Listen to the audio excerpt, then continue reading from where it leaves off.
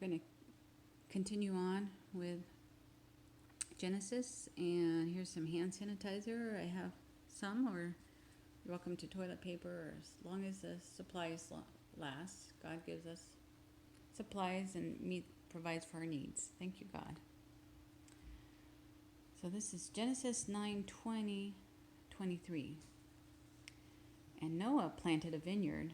Then he drank of the wine and was drunk, and became uncovered in his tent, naked. And Ham, the father of Canaan, saw the nakedness of his father, and told his two brothers outside. But Shem and Japheth took a garment, laid it on both their shoulders, and went backward and covered the nakedness of their father. Genesis 9:20-23. So I need to have some vineyards over here. Noah planted a vineyard. Then he drank of the wine and was drunk, drank too much wine, and became uncovered in his tent. And Ham, the father of Canaan, saw the nakedness of his father, and told the two brothers outside, "Look at his nakedness," and he's probably laughing. But Shem and Japheth took a garment, maybe a coat or a shirt, laid it on both their shoulders, and went backwards and covered the nakedness of their father. We'll cover him. So that's a good friend or family member. If you're having problems, they help cover it up and give them respect, not make fun of them. Genesis 11. Now the whole world had one language and common speech. Here's the whole world has one language and common speech. That would be an interesting language. As the people moved eastward, they found a plain in Shinar, and settled there. So as the people moved east, they found a plain or field in Shinar and settled there. So the people settled and lived in Shinar. Then they said, "Come, let's break bricks and bake them thoroughly. Let's build for ourselves a tower that reaches to the heavens, so that we may make a name for ourselves. Otherwise we will be scattered over the face of the whole earth." So they settled, and then they said, "Hey, let's bake bricks and bake them thoroughly. Let's build for ourselves a tower that reaches to the heavens," goes to heaven, "so that we may make a name for ourselves." So let's bake bricks and build a tower that reaches to the heavens, so that we may become important. We may make a name for ourselves. Otherwise, we will be scattered over the face of the whole earth. Otherwise, or we will be scattered over the face of the whole earth. They're scattered around. So we've got to stay together, make a name for ourselves. We don't want to be scattered. So what's God's will? God's will. Stay together or be scattered. Genesis 11:5. But the Lord came to see the city and the tower the people were building. The Lord said, if as one people, speaking the same language, they have begun to do this, then nothing they plan to do will be impossible for them. Come, let us go down and confuse their language, so they will not understand each other. So there's another thing. Let us go. Is he talking to the angels or Jesus? Come on, let us go down and confuse their language,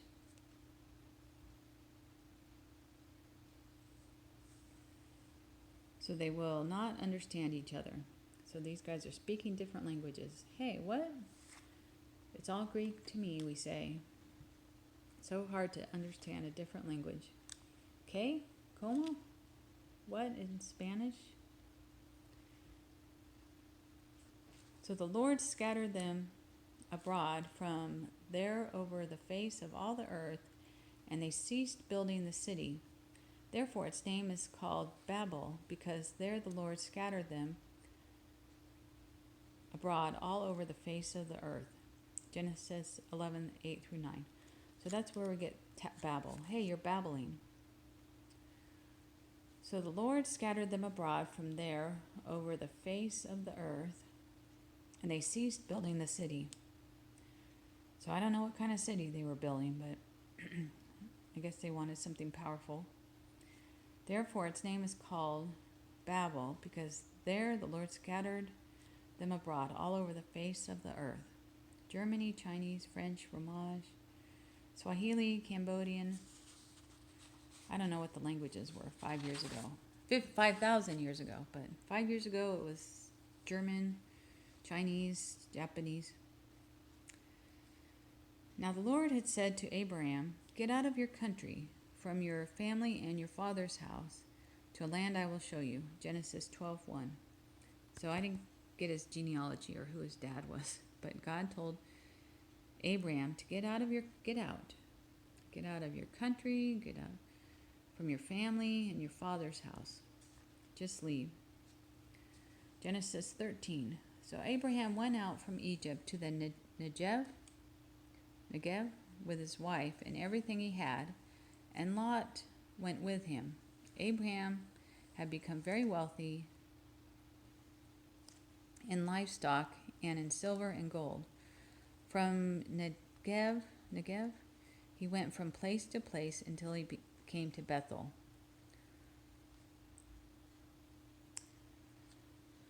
So Abraham went up from Egypt to the Negev with his wife. Here's Abraham, his wife, and Lot went with him. That's his brother or cousin, nephew? I think nephew.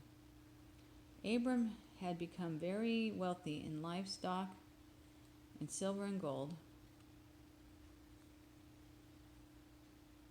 So Abraham went up from Egypt to the Negev with Lot, his wife, and Abraham. He was wealthy in livestock and silver and gold, and he went from place to place until he came to Bethel. Went from place to place, boom, boom, boom, boom, and came to Bethel. Kind of like a pinball machine. Boop, boop, boop, boop, boop.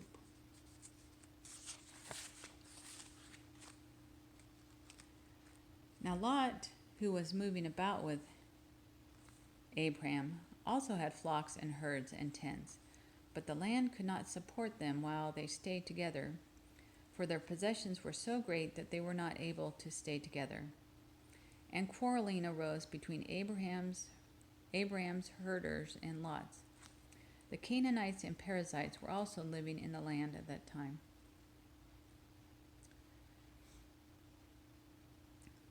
Now Lot, who was moving about with Abram, also had flocks and herds and tents. Tents, flocks, and herds. I like the herds. Lot had tents, flocks, and herds as well.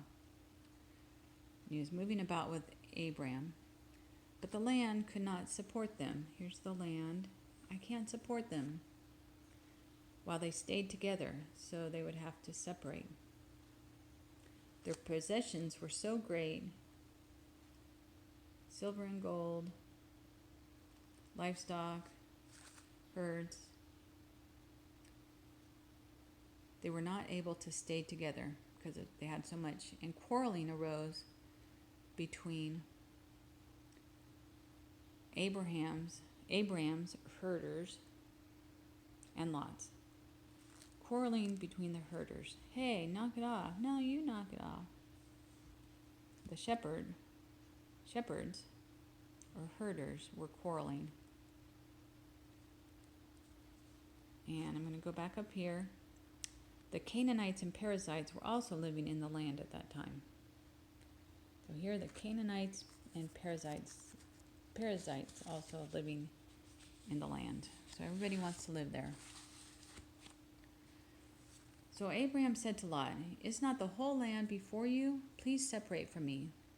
If you take the left, then I will go to the right. Or if you go to the right, then I will go to the left." Genesis 13:9.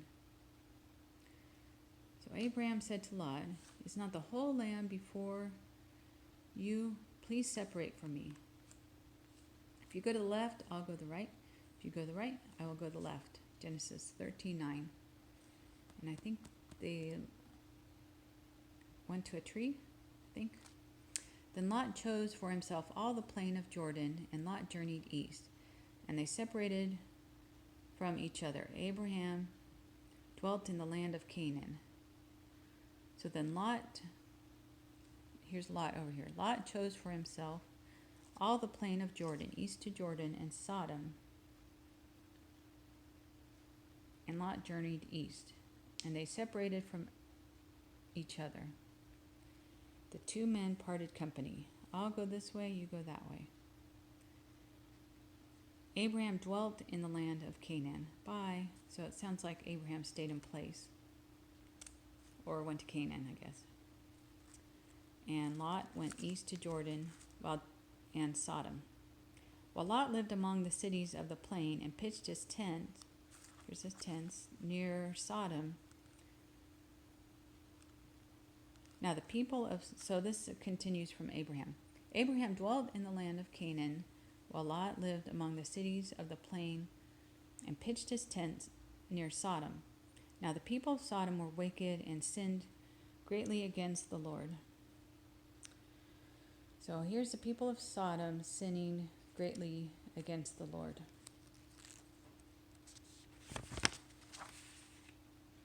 Genesis 13:14. The Lord said to Abraham, after Lot had departed from him, look around from where you are to the north and south, to the east and west. All the land that you see I will give to you and your offspring forever. I will make your offspring like the dust of the earth, so that if anyone can count the dust, then your offspring could be counted. So God is telling Abraham that he's going to have a lot of offspring, a lot of kids. Look around you, west, north, east, south. I should have a compass here.